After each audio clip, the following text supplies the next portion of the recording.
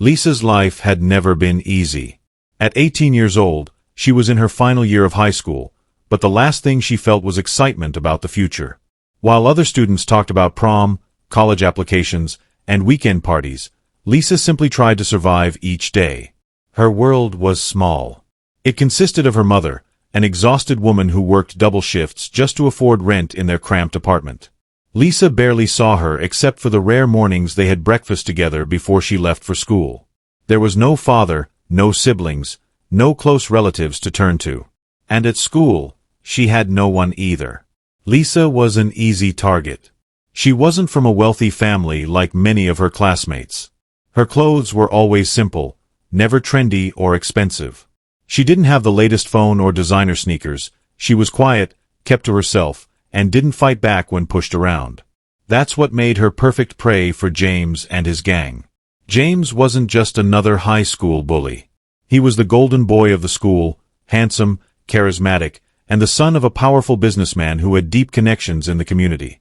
No one dared to stand up to him. Teachers looked the other way, students laughed along, and anyone who crossed him ended up regretting it. And for some reason, he had decided that Lisa would be his personal source of entertainment. It started small. A cruel joke here and there, whispered insults as she walked past, an occasional accidental bump in the hallway that sent her books crashing to the floor. But soon, James's bullying escalated into something much worse. He wasn't alone. He had 6 other boys who followed his every word. Nick, Brandon, Ryan, Leo, Mike, and Justin. Together, they made up a toxic brotherhood of cruelty, each one trying to outdo the other and humiliating Lisa. They tripped her as she walked down the hall, laughed when she fell, and called her names in front of everyone. They spread false rumors about her, saying she was desperate for male attention, that she had done things she hadn't. Girls in school started avoiding her because of these lies, afraid of being associated with her. One day they stole her homework and turned it in as their own, causing her to fail an assignment. When she confronted James about it, he smirked. "Don't be so dramatic, Lisa. Just redo it," he said, his voice dripping with mockery. But it was never just one incident. It was every day, every hour, every moment that she was forced to share the same space with them. Things took a darker turn when James and his gang decided that verbal and physical humiliation wasn't enough.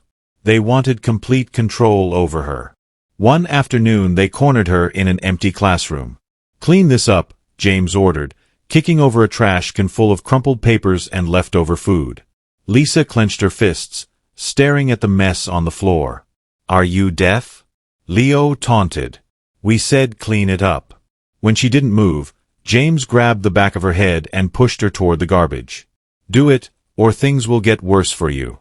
With her heart pounding in her chest, Lisa kneeled on the floor and started picking up the trash with trembling hands. The boys laughed, snapping photos, recording videos, making a joke out of her misery. She went home that day and cried in silence. She wanted to tell her mother. But what could she say? That her life was a living hell? That she was being treated like an animal at school? Her mother already had enough to worry about: bills, groceries, the stress of working long hours. Leah didn't want to add more to her burdens, but James and his gang didn't stop. One of the worst days came when they forced her to clean the boys' restroom. It had been planned. They had left it a disgusting mess on purpose, and when they found her walking alone in the hallway, they dragged her inside. "You should feel honored," Brandon sneered. "This is the closest you'll ever get to a guy's bathroom." Leah wanted to throw up from the stench, but she had no choice. If she resisted, they would make it worse. As she scrubbed the filthy floor, James stood above her, grinning. "You know, Lisa, you should thank us. We're giving you purpose in life." They left her there, shaking and humiliated. She felt like a ghost, an invisible presence that no one truly cared about. Teachers ignored her suffering. Students stayed silent, and no one, not a single person, stood up for her. But then, something happened that changed everything. Lisa started feeling unwell. It was subtle at first, some discomfort, an occasional burning sensation. She thought it was stress. But then, small sores appeared. The pain worsened. She couldn't ignore it anymore. One afternoon, she went to the local clinic, dreading what the doctor might say.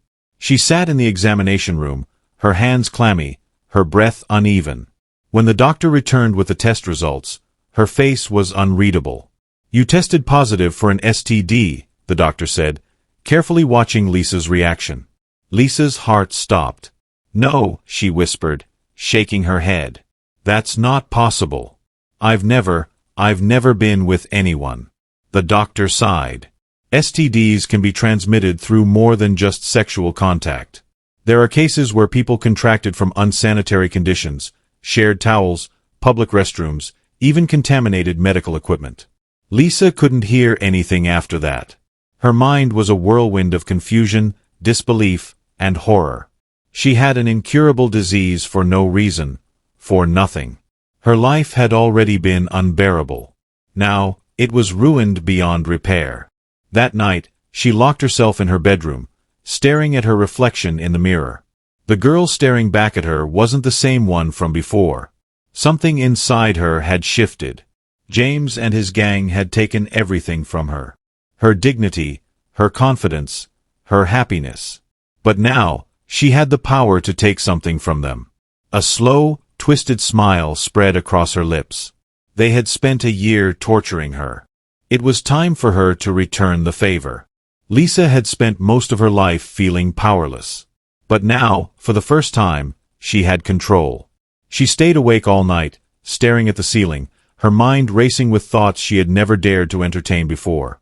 The anger she had buried for so long was no longer just anger. It was something darker, something that consumed every part of her. James and his gang had treated her like she was worthless. They had laughed as they destroyed her self-respect, humiliated her in front of the whole school, and turned her into a joke. And now, she had the perfect weapon to make them pay. They had taken her dignity. She would take their lives, not in the way a murderer would, but in a way that would make them suffer for the rest of their existence. The next morning, Lisa walked into school with a new purpose. She stood in front of her closet before leaving home, carefully selecting what to wear. No more oversized hoodies, no more hiding behind layers of fabric. Today, she chose something different. A fitted crop top that accentuated her small waist, a short skirt that revealed more of her legs than she ever had before. She curled her hair, added just a touch of makeup, and when she looked in the mirror, she barely recognized herself. This was no longer the weak, timid Lisa. This was the beginning of their downfall. As soon as she stepped onto campus, all eyes were on her. She could feel it, the shift in energy. People who had never paid attention to her before were suddenly taking second glances. Boys whispered to each other, some staring a little too long. Girls gave her side eyes, wondering when and how she had changed so drastically. But the most satisfying reaction came from James and his gang. They were standing by the lockers, laughing about something, when James's eyes landed on her. His conversation stopped mid-sentence. His smirk faded. Lisa didn't look away. She met his gaze, her lips curving into the smallest, most subtle smirk. James nudged Ryan, whispering something, and soon all of them were looking at her. For the first time ever, she wasn't just the victim of their jokes, she was the center of their curiosity. Lisa knew how guys like James worked. He wasn't interested in weak girls. He liked a challenge, someone who was out of reach, someone who could make him work for it. So she played her part perfectly. She didn't approach him. She didn't make it easy. Instead, she let him come to her.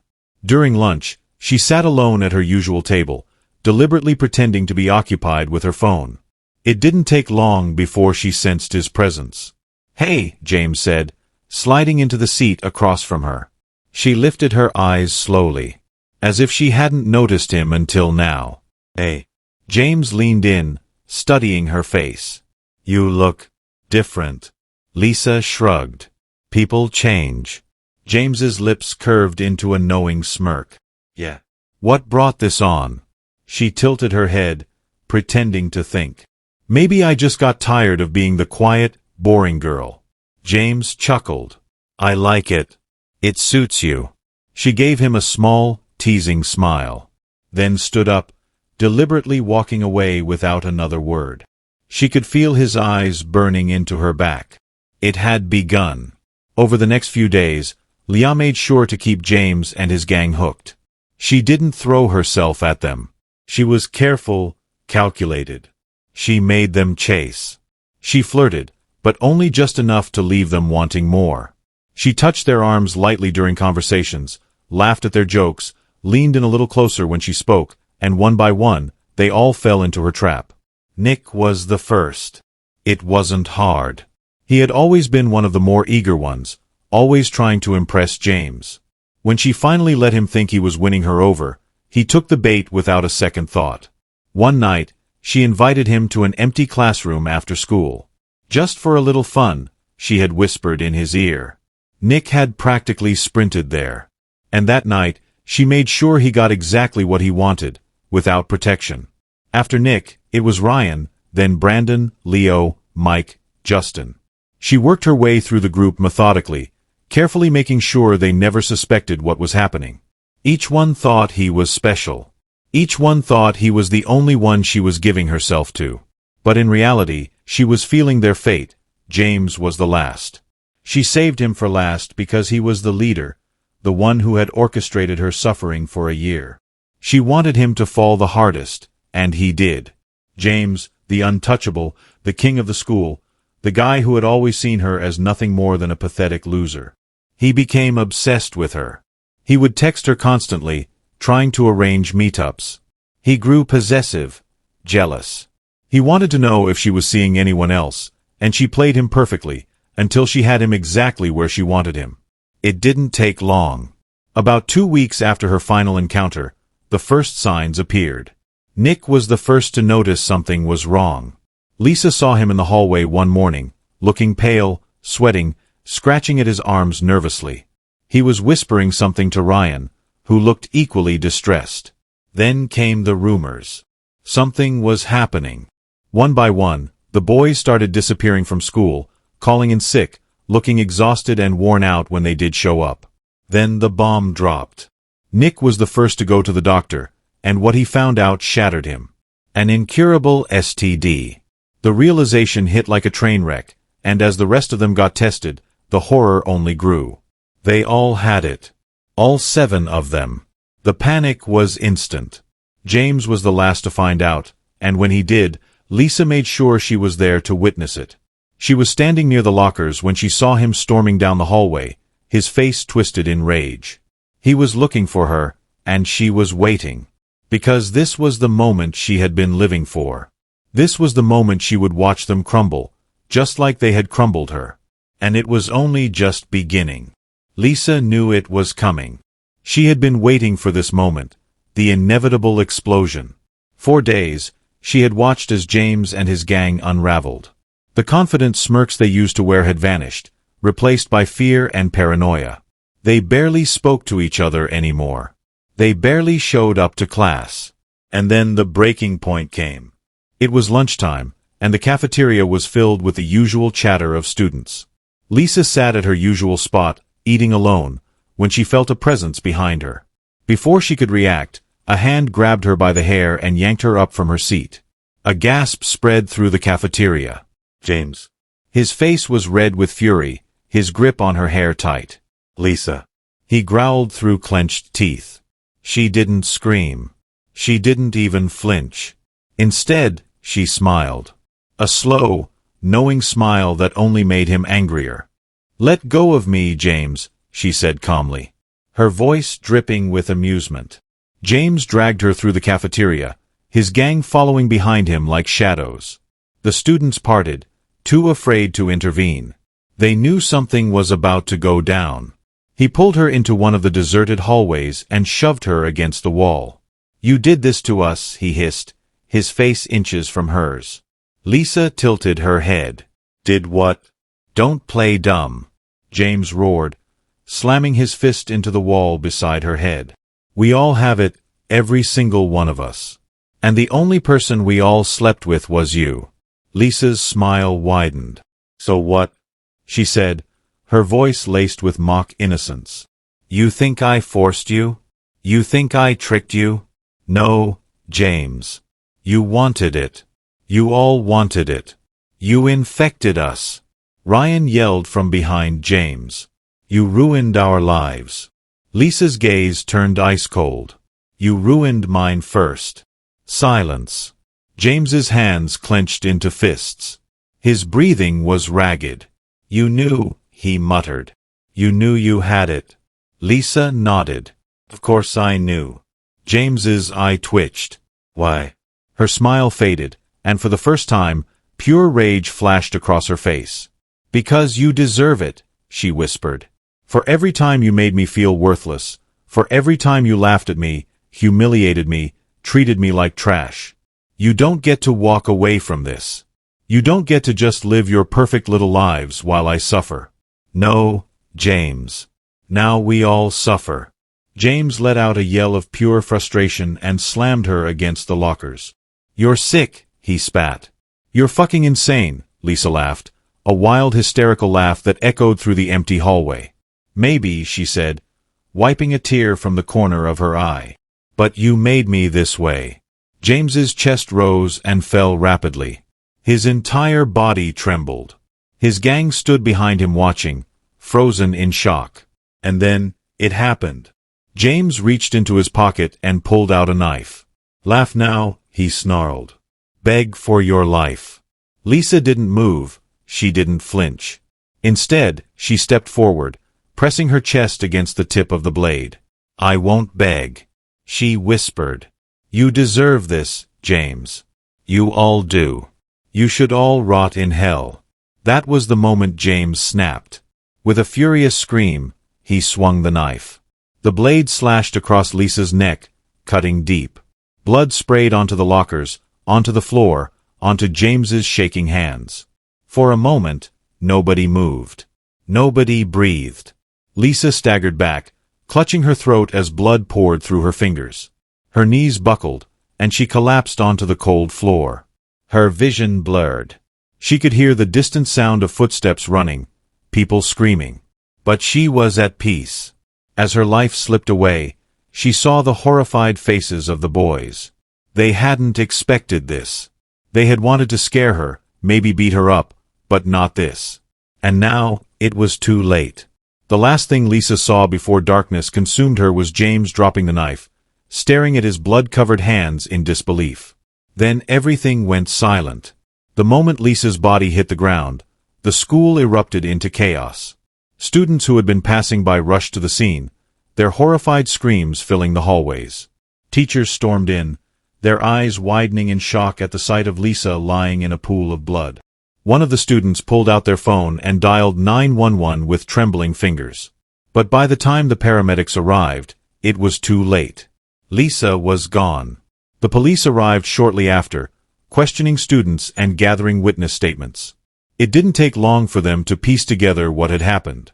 Lisa had been seen being dragged away by James and his gang. Several students had overheard the argument in the hallway, and a few had even caught glimpses of James holding the knife. It was an open and shut case. The police rounded up the 7 boys and took them into custody. At the station, the interrogation began.